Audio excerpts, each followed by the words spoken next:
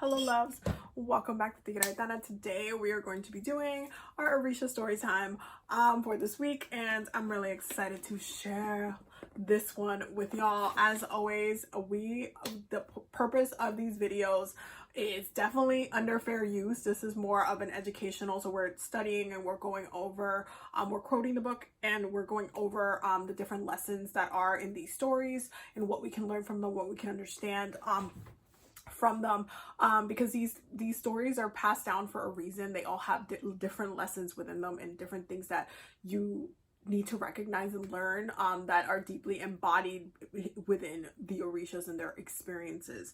And so we're going to be quoting the book, and we're going to be going over the story, and then we will discuss, and you guys can post any comments or questions that you have below, and so we can have a discussion about, you know, this specific class, so we can understand deeper. We could dive in deeper into the meaning and the details within the story and the lesson within the story. Okay, so the book that we're going to be using is The African Narratives of the Orishas, Spirits, and Other Deities by Alex Kwoku.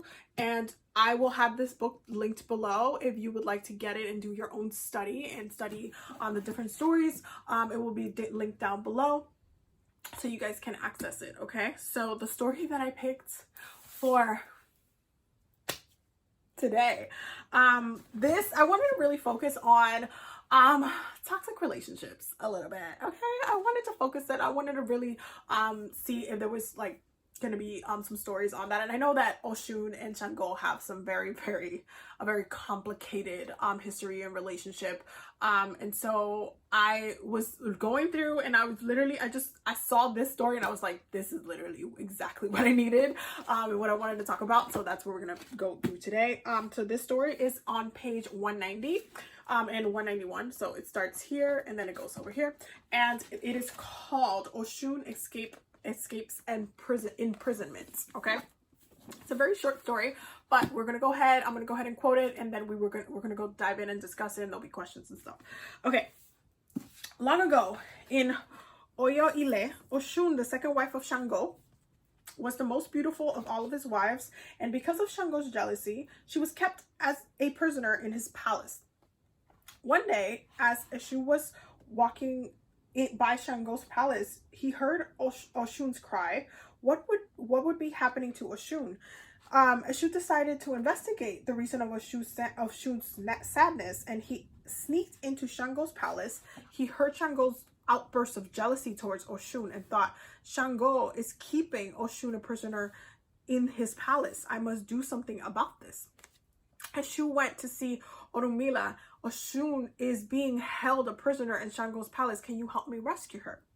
Orunmila gave Osun a magic powder. Take this efo, go to the palace and pour it over Osun's body. It will help her escape. Osun took the powder and returned to Sango's palace. Upon arriving, Osun appeared before Osun and poured the magical powder all over her body. Right after, she was transformed into a white dove and flew out of one of the palace's open windows. For this reason, doves are considered sacred animals to the worship rituals of Osun. In this manner, Osun escapes Sango imprisonment.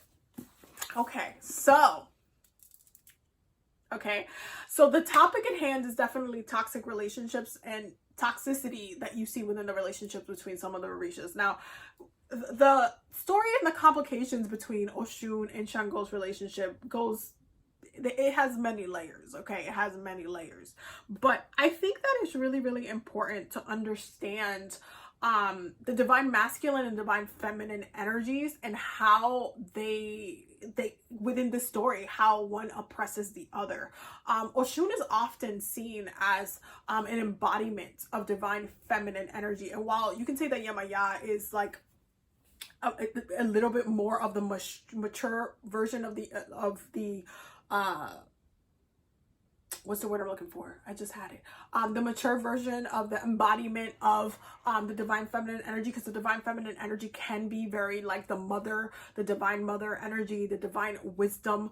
But Osun has that as well. She's definitely very deeply connected spiritually. And so when it comes to the divine masculine, in this case, Shango's energy is very, very masculine, very forceful, very physical, and very possessive. There's definitely a focus on possessions, which is something that you see within the divine masculine's energy. It's all about the physical realm, what you possess, what you have, what you own, what you work towards, what you manifest and bring forth into the physical realm. And so with Shango imprisoning her Osun and keeping her boxed in, because he understands that she is important, that she is beautiful, that she is wanted, that she is needed, that the divine feminine energies are needed, that they are something that others will want, that others would kind of want to tap into, that others will be attracted to, the divine femininity, the divine power of the divine feminine, that nourishment,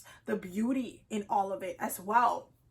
Because it's not just about like the lust and the gorgeousness, and yes, she's beautiful and stuff like that. It's also what Osun brings as an Orisha to the table, what her purpose and what she does to the community, how people come and flock to her for who she is at the end of the day. And this is like one of those things of one of those stories that it's definitely very toxic, because you have an imbalance of the divine feminine, divine masculine energies. And so it creates a lot of chaos, because then what happens? The divine feminine is then oppressed. There is a manipulation and an oppression that is impacted, that it is just being really, really heavily impressed upon to the divine feminine energy by the divine masculine energy. And so it's really, really interesting that Eshu is the one that kind of like pulls Osun out of there, because what does Eshu do? Eshu Elegua, okay, is the Orisha of the open roads, open beginning, open the way, open, literally, can you remove this obstacle? Can you please help me leave? It's like a call and response when Osun is reaching for help and reaching, because obviously she's trapped in this toxic relationship, she's trapped in this box, this kind of, you know, component, and she's kept, you know, oppressed in where she is. She's like, no, you're going to be trapped here in my palace. Look at me, I have a palace, divine masculine energy. I have a palace, I'm keeping you here. You are too valuable to me for me to leave, let you be elsewhere. And so for Eshu, who's the one who listens and opens a road and makes the way, he sees Oshun's pain, and he hears Oshun's pain. It's like, no, I need to help. It's like Issue's purpose, it's what Issue's meant to do. It's triggered in that point where you're just kind of like reaching out for an open way, for something to open up, so that something new can be experienced, so that liberation can happen, so that the open road can open again and you can move forward. Because the problem is about these types of toxic relationships too, and the way that they manifest in the real world, because they do manifest, and there is very, very toxic relationships that are like this, is that a lot of the time when you see oppression happening to the divine feminine in this way, and when women get really oppressed in this way, you see that there's a stagnation that happens within their own growth, that includes with the money they could have made, the career they could have had, the friendships they could have had, the experiences they could have had, even like them traveling or experiencing different parts of the world or culture, or going out or having fun with their friends. No, why? Because they're oppressed. They are held in place by those who are forcefully taking and pushing their power over them. So it creates a lot of toxicity, and the only answer to that toxicity, to the over abuse of divine masculine energy, is liberation of the divine feminine, the liberation of the divine mother energy,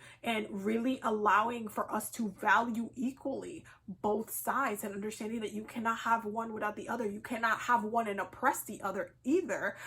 That includes within your own personal energy as well, because we all carry divine masculine and divine feminine energies. There are times where we as human beings are very focused on the physical, the things that we see, we touch, the car, the house, the money, and this and that and this, where the spiritual side, the divine feminine energy, gets neglected, and then we feel lost and confused, and we don't know why we want what we want. We just know that we need stuff, and we kind of lose touch, we lose our place, we lose our level-headedness within those moments, and it creates a lot of toxicity, and then we get stuck on really, really bad habits, and really in cycles that we then have to go back in and break, and then we have to go ahead and what?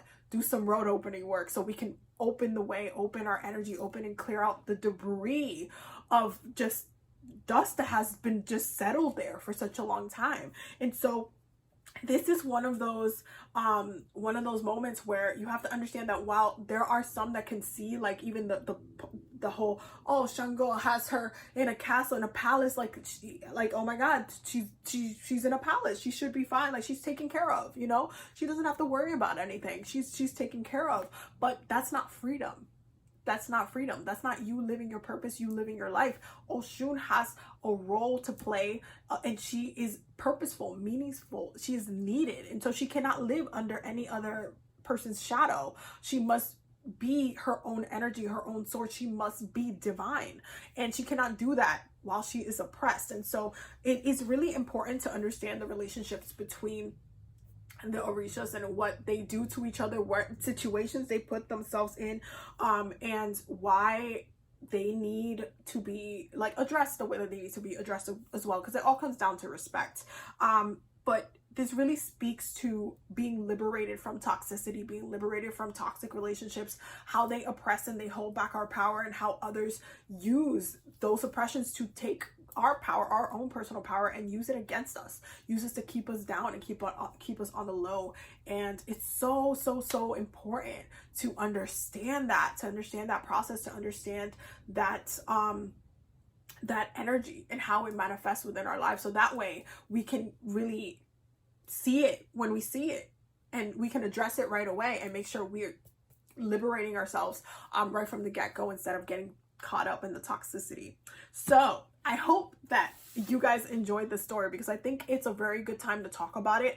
The reason why I liked the story for this Orisha story time is because we're in Taurus season, y'all. I don't know if you're watching this at a separate time later on in life, but right now when I'm filming this, we're in Taurus season. It is 2021, and Taurus season, Tauruses themselves, they're fixed energy. Astrologically speaking, they're fixed energy. They're very stubborn, especially when it comes to love. When a Taurus falls in love with someone or something, it's a habit, it's a person that is very hard to remove, especially if it happens to be toxic. It can take a really long time for a Taurus to get that person out their system. And it really speaks to the limitations and the liberation that they need, especially when something is really bad, really toxic for a long time. And it's important to address what we're grounded in, the things that we are physically allowing us to oppress certain parts of ourselves, in order for us to experience their energy or their presence within our lives. So it's really important during this time to really look at the stagnation and really look at where you feel like you need to open the road and open your way in order for you to be liberated by the things that are stagnant in your life. So I wanted to highlight the story because I think that is so important to understand how looking at your own pain and your own experiences within different relationship situations, even jobs and relationships that you have with jobs, when things have hit a point where they're toxic, even though they serve a purpose to some capacity, when they are oppressing us, when they're holding us back from our growth and our purpose, it no longer becomes meaningful. It then becomes something that is toxic and heavy and has no place, or it's just not needed within our lives. And so it's important for us to move away from those things in order for us to make room for other things to come in. So yeah, I hope that you loves enjoyed the story. I will definitely see you loves in the next one. Don't forget to subscribe. And as always, again, like I said earlier, the book will be down in the description if you want to get it. If you would like to be a channel member, don't forget to hit the join button down below. If you would like to check out the Patreon link will be down below. I will definitely see you loves in the next video. Thank you so much for subscribing and supporting and for loving the series. I can't wait to continue sharing different stories with you guys. And I will definitely see you in the next one.